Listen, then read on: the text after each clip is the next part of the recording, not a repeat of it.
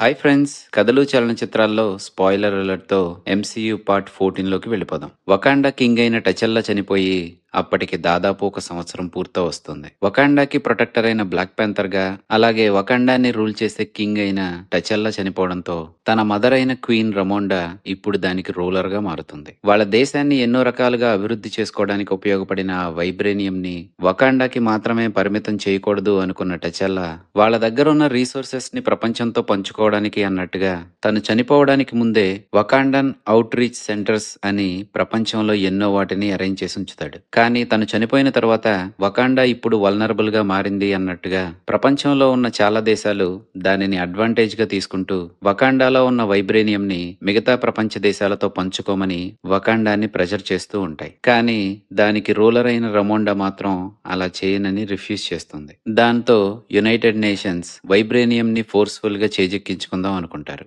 దానికోసం United nations soldiers మాలీలోని ఆన్సంగోలో ఉన్న వకాండన్ out reach centre పై attack చేసి వైబ్రేనియం ని దొంగతనం చేద్దాం అనుకున్నప్పటికీ డోరా మెలాజే అడ్డుపడుతుంది. వకాండాలో ఉన్న వైబ్రేనియం ని వాళ్ళతో ఎందుకు షేర్ చేసుకోవట్లేదు అని దానికి క్వీన్ రమోండా ఆన్సర్ చేయాలి అన్నట్టుగా యునైటెడ్ నేషన్స్ ఏర్పాటు చేసిన సభలో దొంగతనంగా వైబ్రేనియం ని చేజెక్కించుకోవడానికి వాళ్ళు చేసిన అటాక్ ని బట్టబయలు చేస్తూ క్వీన్ రమోండా వైబ్రేనియం ని వాళ్ళకి ఎట్టి పరిస్థితిలో ఇచ్చేదే లేదు అని తెగేసి చెప్తుంది. దాంతో వాళ్ళు వైబ్రేనియం ని వకాండాకి బయట వెతికే పనిలో పడతారు. మామూలు మెటల్ డిటెక్టర్స్ తో వైబ్రేనియం ని డిటెక్ట్ చేయలేరు కాబట్టి వైబ్రేనియం ని డిటెక్ట్ చేయగలిగే డివైస్ ని సిఐఏ చేజెక్కించుకోవడంతో దాంతో వెతుకుతున్న వాళ్ళకి అట్లాంటిక్ ఓషన్ లో వైబ్రేనియం ఆచూకీ తెలుస్తుంది. కానీ వాళ్ళకి తెలియని విషయం ఏంటంటే దాదాపు 4.5 శతాబ్దాలుగా బయట ప్రపంచానికి దూరంగా బ్రతుకుతున్న టాలకన్ అనే అండర్ వాటర్ సివిలైజేషన్ కి సంబంధించింది ఆ వైబ్రేనియం. సముద్రం అట్టడుగున కనపడే ఆ వైబ్రేనియం గురించే కాకుండా ఆ సముద్రంలోనే శతాబ్దాలుగా దాక్కుని ఉన్న ఆ ప్రజల గురించి బయట ప్రపంచానికి తెలియకుండా ఉండాలి అన్నట్టు వాళ్ళని రూల్ చేస్తున్న వాళ్ళ లీడర్ అయిన నమోర్ వాళ్ళ గురించి బయట ప్రపంచానికి తెలిసే పరిస్థితి ఏర్పడినప్పుడు దానికి కారణమైన వాళ్ళందరినీ చంపేస్తూ ఉంటాడు. కాబట్టి ఇప్పుడు ఆ వైబ్రేనియం ని వెతుక్కుంటూ అక్కడికి వెళ్లిన వాళ్ళందరూ ఆ టాలకన్ ప్రజల చేతుల్లో చనిపోతారు. వైబ్రేనియం ని షేర్ చేసుకోము అని క్వీన్ రమోండా అప్పటికే రిఫ్యూజ్ చేసి ఉండడంతో ఇప్పుడు వకాండాకి బయట వైబ్రేనియం కోసం వెతుకుతున్న వాళ్ళని కూడా వకాండా చంపేస్తుంది అని మిగతా ప్రపంచం వకాండాని బ్లేమ్ చేస్తుంది. అదే టైంలో టాలకన్ లీడర్ అయిన నమోర్ వకాండా సెక్యూరిటీ సిస్టమ్ కి దొరకకుండా అండర్ వాటర్ లో వకాండాలోకి చొరబడి క్వీన్ రమోండాని షూరీని కలుస్తాడు. బయట ప్రపంచానికి తెలియకుండా ఎంతో కాలంగా అండర్ వాటర్ లోనే బ్రతుకుతున్న టాలకన్స్ గురించి ఇప్పుడు ప్రపంచానికి తెలిసిపోయే పరిస్థితి ఏర్పడిందని, దానికి కారణం వైబ్రేనియం వండర్స్ ని వకాండా బయట ప్రపంచానికి తెలియజేయడమే అని, వాళ్ళు చేసిన తప్పుని కరెక్ట్ చేసుకోవడానికి వాళ్ళకొక అవకాశం కల్పిస్తున్నానని చెప్తాడు. వైబ్రేనియం ని డిటెక్ట్ చేయగలిగే డివైస్ ని కనిపెట్టిన సైంటిస్ట్ ఎవరో తెలుసుకుని తనని తీసుకువచ్చి నాకు అప్పగించండి, లేదంటే మీ వల్లే ఇప్పుడు ఇదంతా జరుగుతుంది కాబట్టి టాలకన్స్ వలన వకాండా మొత్తం నాశనం అయిపోతుంది అని వాళ్ళకి వార్నింగ్ ఇస్తూ నమోర్ అక్కడి నుంచి వెళ్ళిపోతాడు.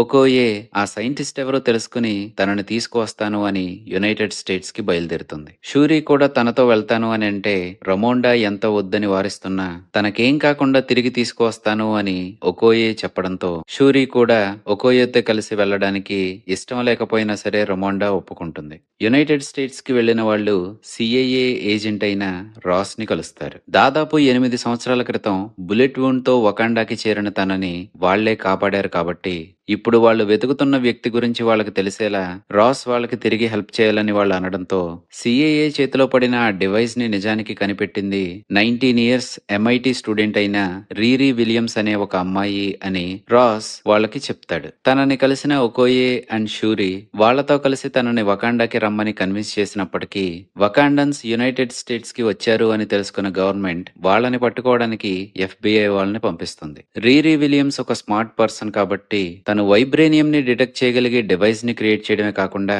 Home made Iron Man suit రిప్లికాని కూడా తను క్రియేట్ చేసుకుని ఉండడంతో వాళ్ళని పట్టుకోవడానికి వస్తున్న ఏజెంట్స్ నుంచి తప్పించుకుంటూ దాంట్లో షూరీ అండ్ ఒకోయేతో కలిసి తను అక్కడి నుంచి ఎస్కేప్ అవడానికి ట్రై చేస్తుంది. కానీ FBI వాళ్ళని మించిన డేంజర్ టాలకన్స్ రూపంలో వాళ్ళకి దారిలో ఎదురుపడుతుంది. డోరా మిలాజేకి లీడర్ అయిన ఒకోయే ఎంత ట్రై చేసినప్పటికీ రీరీ విలియమ్స్ ని పట్టుకెళ్లడానికి వచ్చిన ఆ టాలకన్స్ వారియర్స్ తనకంటే చాలా స్ట్రాంగ్ అండ్ స్కిల్ఫుల్ అవడంతో తనని వాళ్ళు న్యూట్రలైజ్ చేస్తూ షూరీని షూరీని, విలియమ్స్‌ని అక్కడి నుంచి తీసుకువెళ్ళిపోతారు. సైంటిస్ట్‌ని తీసుకురావడానికి అన్నట్టుగా షూరీని తనతో తీసుకువెళ్ళి, వాళ్ళిద్దరూ లేకుండా ఒంటరిగా వకాండాకి తిరిగి వచ్చిన ఒకోయేతో తను ఎంతలా వద్దని వార్న్ చేస్తున్నప్పటికీ షూరీని తను ప్రొటెక్ట్ చేయగలను అన్నట్టుగా తనతో తీసుకువెళ్ళి, వాళ్ళిద్దరూ లేకుండా ఇప్పుడు ఒంటరిగా ఒకోయే మాత్రమే వకాండాకి తిరిగి రావడంతో ఇప్పుడు వట్టి చేతులతో తిరిగి వచ్చింది అని ఒకోయేని బ్లేమ్ చేస్తూ క్వీన్ రమోండా తనని డోరా మిలాజే జనరల్ పదవి నుంచి స్ట్రిప్ ఆఫ్ చేస్తుంది. ఆ తరువాత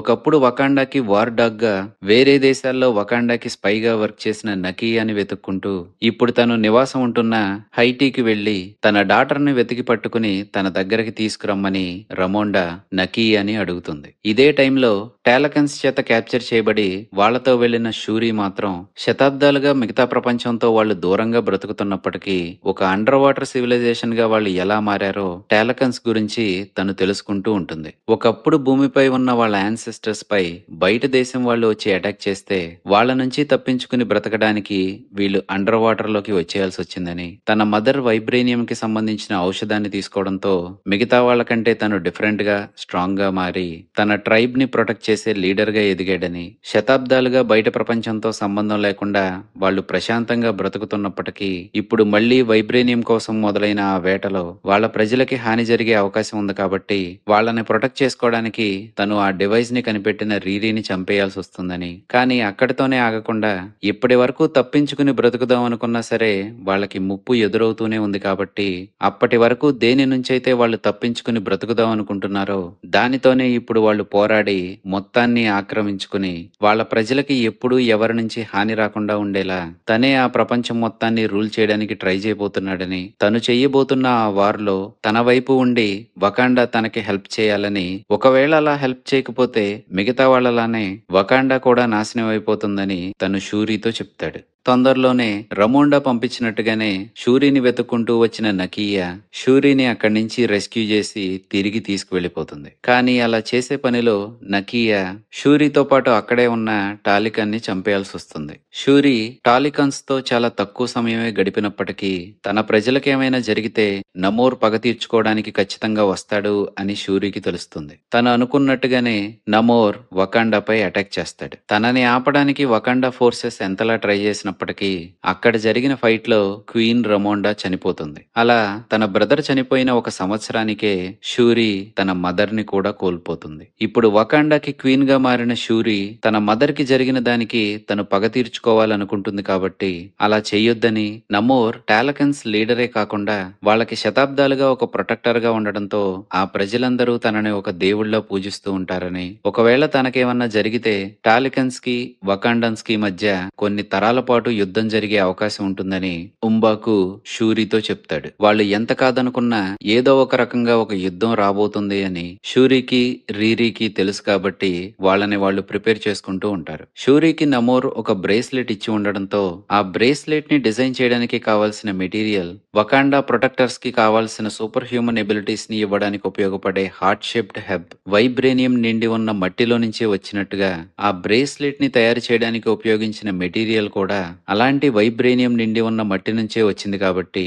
దాంట్లో ఉన్న వేళ్ళని తను ఎనలైజ్ చేసి హార్ట్ షేప్డ్ హెర్బ్ ని సింథసైజ్ చేయగలుగుతుంది. దాన్ని తీసుకున్న షూరీ యాన్సెస్టర్ ప్లేన్ లోకి వెళ్తే తనకి ముందు వకాండాకి ప్రొటెక్టర్స్ గా బ్లాక్ ప్యాంథర్స్ గా మారడానికి వాళ్ళ యాన్సెస్టర్స్ కనపడినట్టుగా కాకుండా షూరీకి తన కజిన్ అయిన కిల్ మాంగర్ కనపడతాడు. తన మదర్ చావుకి పగ తీర్చుకోవాలి అని అంతో ఇంతో రేజ్ఫుల్ గా ఉన్న షూరీకి తన ఫాదర్ కి జరిగిన అన్యాయానికి వకాండాపై పగ తీర్చుకోవాలి అన్నట్టుగా కిల్ మాంగర్ గా మారిన తన కజిన్ అయిన ఎరిక్ కనపడడం తనకొక సింబల్ గా అనిపిస్తుంది. ఆ ప్లేన్ నుంచి ఎగ్జిట్ అయి రియల్ వరల్డ్ లోకి వచ్చిన షూరీ తనకి వచ్చిన సూపర్ హ్యూమన్ ఎబిలిటీస్ తో తను వకాండాకి క్వీన్ గానే కాకుండా వకాండాకి ప్రొటెక్టర్ అయిన బ్లాక్ ప్యాంథర్ గా కూడా మారుతుంది. ఇంకా నెమోర్ రూపంలో వాళ్ళకి ఎదురవ్వబోయే యుద్ధాన్ని ఎదుర్కోవడానికి వాళ్ళని వాళ్ళు ప్రిపేర్ చేసుకుంటున్న షూరీ అండ్ రీరీ నెమోర్ ని న్యూట్రలైజ్ చేయడానికి అన్నట్టుగా తన బాడీలో ఉండే వాటర్ ని ఎవాపరేట్ చేసే ఒక వైబ్రేనియం డ్రివెన్ వెపన్ ని డిజైన్ చేస్తారు. అలాగే రీరీ ఆర్మర్ అప్డేట్ అవడమే కాకుండా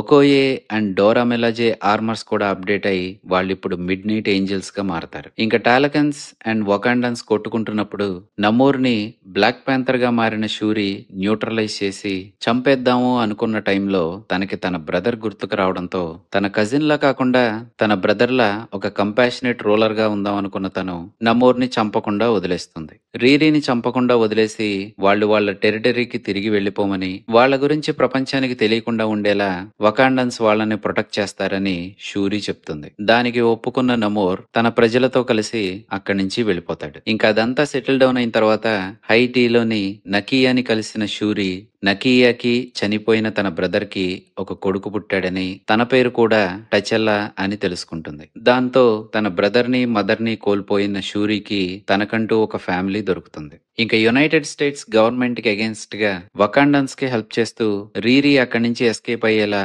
వాళ్ళకి హెల్ప్ చేసిన రాస్ ని తన ఎక్స్ వైఫ్ అయిన వాలంటీనా అలగ్రేడే ఫాంటైన్ తనని అరెస్ట్ అయ్యేలా చేస్తుంది. ఫెడరల్ ప్రిజన్ కి ట్రాన్స్ఫర్ అవుతున్న తనని ఒకోయే విడిపిస్తుంది. ఇదిలా ఉంటే కింగ్ పిన్ గా మారిన విల్సన్ ఫెస్క్ తన ఫాదర్ ని చంపించాడు అని తెలుసుకున్న తర్వాత తనని షూట్ చేసి చంపాను అనుకుంటున్న మాయ కొన్ని నెలల తర్వాత ఓక్లహోమాలోని తన హోమ్ టౌన్ కి తిరిగి వెళ్తుంది. తన ఫాదర్ ని చంపించిన విల్సన్ ఫిస్క్ సామ్రాజ్యాన్ని ఇప్పుడు తను చేజిక్కించుకోవాలి అనుకుంటున్న మాయ తన హోమ్ టౌన్ లోనే ఉంటున్న తన అంకులైన హెన్రీ ఇంకా ఫిస్క్ గ్రూప్ లోనే పనిచేస్తూ ఉండడంతో హెన్రీని అప్రోచ్ అయి తనకి హెల్ప్ చేయమని అడుగుతుంది. ఇప్పుడు మాయ అడిగినట్టుగా చేస్తే ప్రశాంతంగా ఉన్న ఆ టౌన్ లో గ్యాంగ్ వార్ మొదలై తన ఫ్యామిలీ మెంబర్సే చాలా మంది చనిపోయే అవకాశం ఉందని, అలా చెయ్యనని హెన్రీ చెప్తాడు. దాంతో మాయ తన కజిన్ హెల్ప్ తీసుకుని ఫిస్క్ కి సంబంధించిన ఎక్స్పోర్ట్స్ మూవ్ అవుతున్న ట్రైన్ లో బాంబ్ పెట్టడానికి తను వెళ్తుంది. తను అనుకున్న పని పూర్తి చేసుకుని అక్కడి నుంచి వెళ్ళిపోవడానికి ట్రై చేస్తున్నప్పుడు అనుకోకుండా తన ప్రాస్థెటిక్ లెగ్ ట్రైన్ కంపార్ట్మెంట్స్ మధ్య చిక్కుకుపోవడంతో తను అక్కడ ఇరుక్కుపోతుంది. సరిగ్గా అప్పుడే మాయ ఊహించిన విధంగా తనలో ఉన్న పవర్స్ మేల్కొంటాయి. అసలేం జరిగిందో తనకి అర్థం కాకపోయినప్పటికీ తనలోకి కొత్తగా వచ్చిన సూపర్ పవర్స్ తో తన అక్కడి నుంచి ఎస్కేప్ అవ్వగలుగుతుంది. మాయా ప్లాన్ చేసుకున్నట్టుగానే షిప్మెంట్స్ రీచ్ అయిన బ్లాక్ నైఫ్ కార్టెల్ గోడౌన్ పేలిపోతుంది. దాంతో తన అంకులైన హెన్రీ తనని వార్న్ చేసినట్టుగానే ఆ కార్టెల్ మెంబర్స్ నుంచి మాయాకి ట్రబుల్ ఎదురవుతుంది. వాళ్ళు తన కజిన్ అయిన బానీతో పాటు తనని కూడా పట్టుకుని ఎగ్జిక్యూట్ చేద్దాం అనుకున్న టైంలో అలా చేయొద్దని ఆ కార్టెల్ లీడర్ కి ఒక ఫోన్ వస్తుంది. కార్టెల్ మెంబర్స్ చేయాలనుకున్న పనిని చేయనివ్వకుండా ఒక్క ఫోన్ కాల్ తో ఆపగలిగే ఏకైక వ్యక్తి విల్సన్ ఫిస్క్. మాయాకి అర్థమైనట్టుగానే ఫిస్క్ తొందరలోనే మాయాని కలుస్తాడు. కానీ తను మాయా తనని షూట్ చేసిన దానికి పగ తీర్చుకోవడానికి అక్కడికి రాలేదని, మాయా అనుకుంటున్నట్టుగానే తన ఎంపైర్ ని లీడ్ చేసే అవకాశం తనకిస్తానని, దానికి గాను మాయా తనతో కలిసి న్యూయార్క్ కి రావాలని అడుగుతాడు. తన అంకులైన హెన్రీ మాత్రం మాయా ఫాదర్ అలాగే తన బ్రదర్ అయిన విలియం చనిపోయిన తరువాత ఫిస్క్ గ్యాంగ్ లో నుంచి తను బయటికి వచ్చేస్తాను అని అంటే ఫిస్క్ తనని చంపేస్తాడు అని బెదిరించాడని, అందుకే తను ఇంకా ఫిస్క్ గ్రూప్ లోనే పనిచేస్తున్నాడని, అలా జరిగిందంతా చెప్పి ఫిస్క్ తో మళ్లీ కలవద్దని మాయాతో అంటాడు. అది అలా ఉంటే ట్రైన్ మీద నుంచి తను ఎస్కేప్ అవడానికి ట్రై చేస్తున్నప్పుడు తనలో ఉన్న సూపర్ పవర్స్ మేల్కొనడానికి ముందు తనకి వచ్చిన విజన్స్ ఇప్పుడు ఇంకా ఎక్కువ అవుతూ ఉండడంతో అసలు అవేంటో తెలుసుకోవడానికి మాయా చాలా కాలం తర్వాత తన గ్రాండ్ మదర్ దగ్గరికి వెళ్తుంది. మాయా జరిగిందేంటో తన గ్రాండ్ మదర్ కి చెప్పడంతో తన గ్రాండ్ మదర్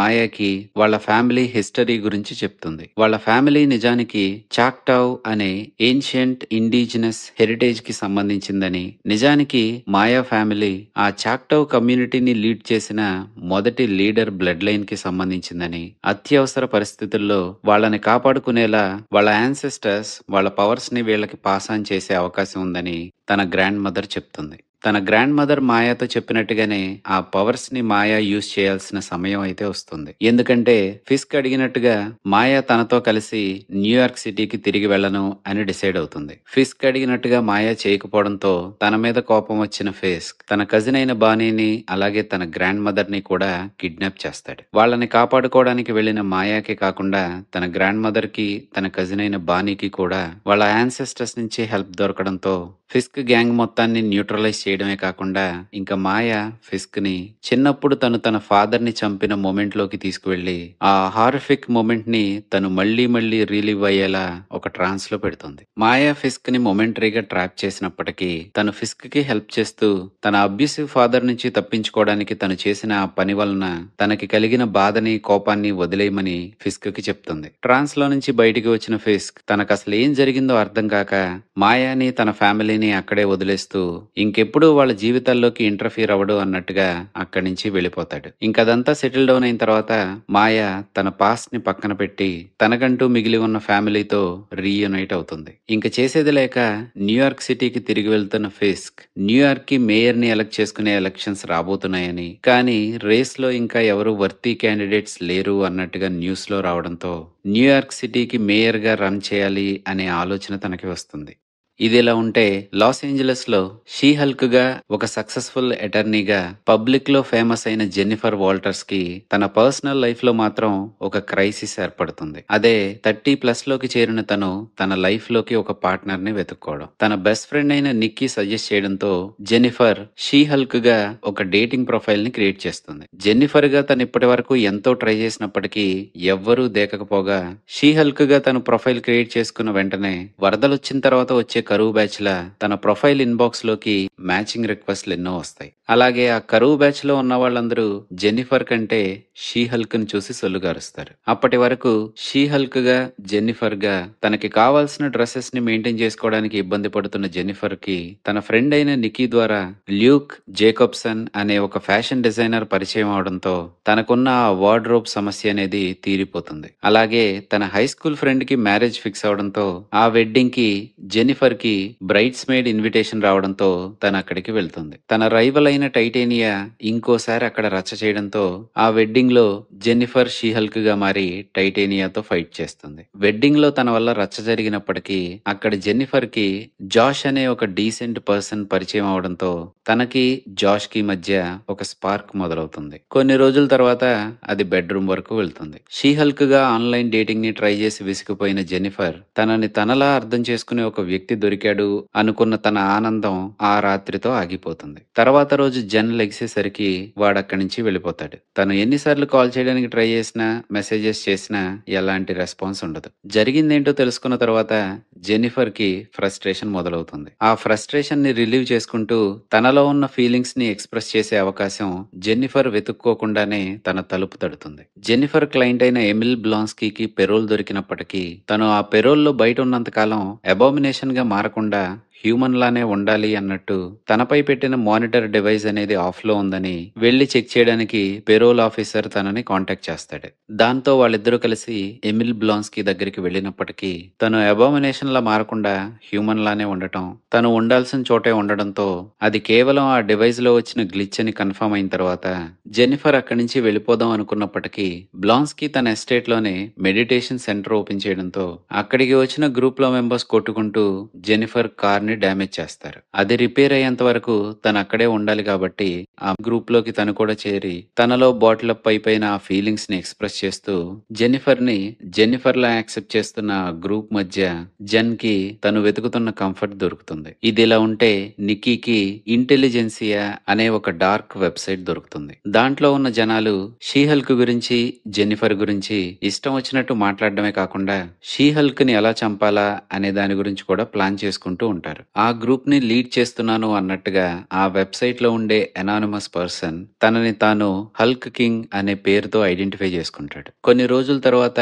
జెన్నిఫర్ వర్క్ చేస్తున్న ఫర్మ్ కి క్లయింట్ అయిన ఒక అతని కొడుకు లీప్ ఫ్రాగ్ అనే ఐడెంటిటీతో సూపర్ హీరో కాస్ట్యూమ్ ని వేసుకుని క్రైమ్స్ ని ఆపడానికి ట్రై చేస్తున్నాను అని చెప్పుకుంటూ తనని తాను తగలబెట్టుకుంటాడు. దానికి కారణం తన కాస్ట్యూమ్ ని డిజైన్ చేసిన అతనే అని ఆ కాస్ట్యూమ్ డిజైనర్ పై కేసు వేయడంతో జెన్నిఫర్ తన తరపున ఆ కేసుని టేకప్ చేయాల్సి వస్తుంది. జెన్ కి తెలిసొచ్చే విషయం ఏంటంటే తన క్లయింట్ సూ చేయాలనుకుంటుంది జెన్నిఫర్ గా షీ హల్క్ గా తనకి కావాల్సిన కాస్ట్యూమ్స్ ని డిజైన్ చేసిస్తున్న ఆ ల్యూక్ జేకబ్సన్ నే అని. తనకి వేరే చాయిస్ లేదు అని తను సెన్సిబుల్ గా ల్యూక్ కి అర్థమయ్యేలా చెప్పాలనుకున్నప్పటికీ తను హెల్ప్ చేస్తే తన మీదే కేసుని టేకప్ చేసింది అనే కోపంతో ల్యూక్ జెన్ ని దయచేసి దొబ్బేమనడమే కాకుండా తనకి డిజైన్ చేసిస్తాను అన్న కాస్ట్యూమ్ ని కూడా ఆపేస్తాడు. వస్తాడు. జెన్ తన సూపర్ హీరో పర్సోనా అయిన షీ హల్క్ కి ఫిట్ అయ్యే కాస్ట్యూమ్ ని కోల్పోవడమే కాకుండా తను టేకప్ చేసిన కేసుని కూడా ఓడిపోతుంది. దానికి కారణం ల్యూక్ కేస్ ని మాథ్యూ మర్డాక్ టేకప్ చేయడం. ల్యూక్ వద్దని చెప్పినప్పటికీ లీప్ ఫ్రాగ్ తను వేసుకున్న కాస్ట్యూమ్ లో జెట్ ఫ్యూయల్స్ ని వాడడం వల్లనే ఆ యాక్సిడెంట్ జరిగిందని, జరిగిన దానికి లీప్ ఫ్రాగ్ మాత్రమే కారణమని మాథ్యూ వాదించడంతో జెనిఫర్ కేసుని ఓడిపోతుంది. మాథ్యూకి జెనిఫర్ కి ఆ కేసు వలన కోర్టులో రైవలరీ మొదలైనప్పటికీ ఆ కేసు విషయం ముగిసిన తర్వాత వాళ్ళిద్దరూ ఫ్రెండ్స్ గా మారతారు. ఇంకా తన క్లయింట్ అయిన లీప్ ఫ్రాగ్ తనకి హెల్ప్ చేయమని జెన్ కి కాల్ చేయడంతో తనకి హెల్ప్ చేయడానికి అక్కడికి వచ్చిన షీ హల్క్ కి ల్యూక్ తనకి డిజైన్ చేసి ఇచ్చిన ఎల్లో కాస్ట్యూమ్ లో ఉన్న మాథ్యూ మర్డాక్ డేర్ డెవిల్ గా షీ హల్క్ కి ఎదురవుతాడు. షీ హల్క్ తనని ఈజీగా ఓడించడమే కాకుండా ఆ కాస్ట్యూమ్ లో ఉన్నది మాథ్యూనే అని తను తెలుసుకుంటుంది. షీ హల్క్ గా ఉన్న జెనిఫర్ కి అసలు అక్కడ జరుగుతున్నదంతా అర్థమయ్యేలా మాథ్యూ వివరించి చెప్తాడు. తనకి హెల్ప్ చేయమని జెనిఫర్ కి కాల్ చేసిన లీప్ ఫ్రాగ్ నిజానికి ల్యూక్ ద్వారా ఇంకొక కాస్ట్యూమ్ ని డిజైన్ చేయించుకోవడానికి అన్నట్టుగా తనని కిడ్నాప్ చేశాడని, తనని కాపాడడానికే మాథ్యూ అక్కడికి వచ్చానని చెప్తాడు. వాళ్ళిద్దరూ టీమప్ అయి ల్యూక్ ని విడిపించి లీప్ ఫ్రాగ్ అరెస్ట్ అయ్యేలా చేయడంతో తనని లీప్ ఫ్రాగ్ నుంచి కాపాడడానికి జెనిఫర్ హెల్ప్ చేయడంతో ల్యూక్ జెన్ కి మళ్లీ వార్డ్రోబ్ డిజైనర్ గా మారతాడు. ఇంకా తర్వాత రోజు న్యూయార్క్ కి తిరిగి వెళ్లిపోతున్నాను అని మాథ్యూ జెనిఫర్ తో చెప్తూ నెక్స్ట్ టైం తను లాస్ ఏంజలస్ కి వచ్చినప్పుడు వాళ్ళిద్దరూ డేట్ కి వెళ్ళొచ్చు అని మాథ్యూ అంటే జెనిఫర్ మాత్రం ఇప్పుడే చేయాల్సింది చేద్దాం అనడంతో వాళ్ళిద్దరూ తన అపార్ట్మెంట్ కి వెళ్తారు. ఆ తర్వాత రోజు రాత్రి female lawyer of the year అవార్డుని తీసుకోవడానికి తను గేలా ఈవెంట్ కి వెళ్తే అక్కడ జెనిఫర్ కి తన లైఫ్ ని అప్ సైడ్ డౌన్ చేసే పరిస్థితి ఏర్పడుతుంది. తన ఫ్రెండ్ వెడ్డింగ్ కి వెళ్ళినప్పుడు జాష్ గా తనకి పరిచయమైన వ్యక్తి నిజానికి తనని హేట్ చేసే ఇంటెలిజెన్సియా వెబ్సైట్ లోని ఒక మెంబర్ అని, ఆ రోజు జాష్ జెనిఫర్ అపార్ట్మెంట్ కి వచ్చినప్పుడు తన ఫోన్ ని హ్యాక్ చేసి తన పర్సనల్ ఇన్ఫర్మేషన్ అంతా తీసుకోవడమే కాకుండా వాళ్ళిద్దరి మధ్య ఆ రోజు రాత్రి జరిగిన ప్రైవేట్ మూమెంట్స్ ని తను క్యాప్చర్ చేశాడని జెనిఫర్ తెలుసుకోవడమే కాకుండా తన గురించి సేకరించిన ఆ డీటెయిల్స్ అన్నిటినీ ఒక వెపన్ గా మార్చి తనకి అగెయిన్స్ట్ గా ఆ గేలా ఈవెంట్ లో ఉన్న స్క్రీన్ పై పబ్లిక్ కి తెలిసేలా వాటిని ప్రొజెక్ట్ చేయడంతో తట్టుకోలేని జెనిఫర్ షీ హల్క్ ఫామ్ లో ఉన్న తను రేజ్ఫుల్ గా మారి ఆ స్క్రీన్ ని డ్యామేజ్ చేస్తుంది. తనని టార్గెట్ చేసిన ఇంటెలిజెన్సియా మెంబర్స్ కూడా కావాల్సిందదే. హల్క్ ఫామ్ లో తన కంట్రోల్ ని కోల్పోయిన జెనిఫర్ ని ఒక థ్రెట్ లా చూడడంతో గవర్నమెంట్ తనని ఇంతకు ముందు అబామినేషన్ ని పెట్టిన అదే ఫెసిలిటీలో అరెస్ట్ చేస్తుంది. తరువాత తను ఇంకెప్పుడు షీ హల్క్ గా మారకూడదు అన్నట్టుగా తనకొక మానిటర్ ని అటాచ్ చేసి తనని రిలీజ్ చేసినప్పటికీ షీ హల్క్ గానే తను వర్క్ చేయాలి అన్నట్టుగా తనకి దొరికిన ఆ జాబ్ నుంచి ఈ ఇన్సిడెంట్ వల్ల షీ హల్క్ గా మారలేని జెనిఫర్ బయటికి వచ్చేయాల్సి వస్తుంది. ఇంతకు ముందు తనకి డేటింగ్ వల్ల ఎదురైన ఫ్రస్ట్రేషన్ బ్లాన్స్కీ ఏర్పాటు చేసిన మెడిటేషన్ రిట్రీట్ సెంటర్ లో అన్నోన్ గ్రూప్ మధ్య జరిగిన థెరపీ సెషన్ లో తనకి దొరికిన అదే కంఫర్ట్ ని వెతుక్కుంటూ జెనిఫర్ మళ్లీ బ్లాన్స్కీ ఎస్టేట్ కి వెళ్తుంది. అక్కడికి వెళ్లిన జెనిఫర్ కి తెలిసే విషయం ఏంటంటే అబామినేషన్ గా మారకూడదు అనే కండిషన్ కి ఒప్పుకుంటూ పెరోల్ ని తెచ్చుకున్న బ్లాన్స్కీ తను ఏర్పాటు చేసిన ఆ రిట్రీట్ సెంటర్ లో తన అబామినేషన్ గా మారుతున్నాడని, తనని టార్గెట్ చేసి తన కెరీర్ ని నాశనం అవడానికి కారణమైన ఆ ఇంటెలిజెన్సియా వెబ్సైట్ లో ఆ గ్రూప్ ని లీడ్ చేసిన హల్క్ కింగ్ అనే వ్యక్తి నిజానికి జెనిఫర్ షీ హల్క్ గా డేటింగ్ ప్రొఫైల్ ని క్రియేట్ చేసుకున్నప్పుడు డేట్ కి వెళ్లిన టాడ్ అనే ఒక వ్యక్తి అని తెలుసుకోవడమే కాకుండా తను ఏదో ఒక రకంగా జెనిఫర్ బ్లడ్ ని సేకరించగలిగి దాంతో తనని హల్క్ గా మార్చగలిగే సీరం ని తయారు చేసుకుని దాన్ని ఇంజెక్ట్ చేసుకుని తను హల్క్ గా మారగలడు అని తెలుసుకోవడమే కాకుండా తనకి రైవల్ గా ఉంటున్న టైటేనియా అక్కడికి రావడం, దాదాపు కొన్ని నెలల క్రితం డిసప్పియర్ అయిపోయిన తన కజిన్ అయిన బ్రూస్ బెనర్ హల్క్ గా అక్కడికి రావడంతో ఫోర్త్ వాల్ ని బ్రేక్ డౌన్ చేసే సూపర్ పవర్ ఉన్న జెనిఫర్ అయిన షీ హల్క్ తన స్టోరీలో తనకి కంట్రోల్ లేని ఆ క్లైమాక్స్ ని యాక్సెప్ట్ చేయకపోవడంతో తనకున్న అడిషనల్ సూపర్ పవర్ తో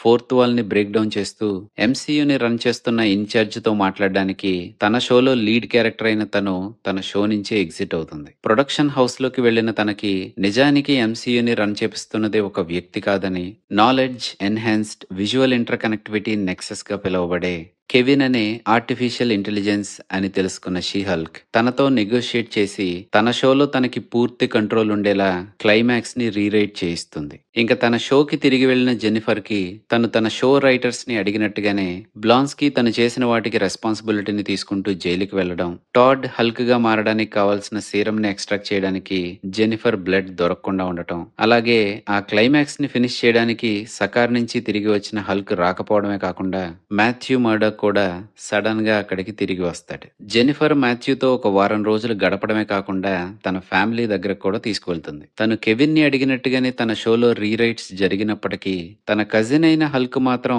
సకార్ నుంచి తిరిగి వస్తాడు. తను ఒక్కడే కాకుండా తనతో పాటు స్కార్ అనే తన కొడుకు కూడా ఉంటాడు. ఇంకా అప్పటి వరకు తన మీద క్రియేట్ అయిన చార్జెస్ అన్నీ పోవడమే కాకుండా తను షీ హల్క్‌గా తన జాబ్‌ని కొనసాగించగలుగుతుంది. అలాగే ఇంక ప్రిజన్‌కి చేరిన బ్లాన్స్కీని వాంగ్ మళ్ళీ తీసుకువెళ్తాడు. ఆ తర్వాత ఏం జరిగిందో నెక్స్ట్ పార్ట్‌లో చూద్దాం. ఈ వీడియో నచ్చితే లైక్ చేసి, మీ ఫ్రెండ్స్ అండ్ ఫ్యామిలీ మెంబర్స్‌కి షేర్ చేసి, ఇంకా ఛానెల్‌ని సబ్స్క్రైబ్ చేయకపోతే అది కూడా చేసేయండి. వీలైనంత తొందరలో నెక్స్ట్ పార్ట్‌తో మీ ముందుకు వచ్చేస్తాం. Thank you for watching the video and for your support. Take care. Bye.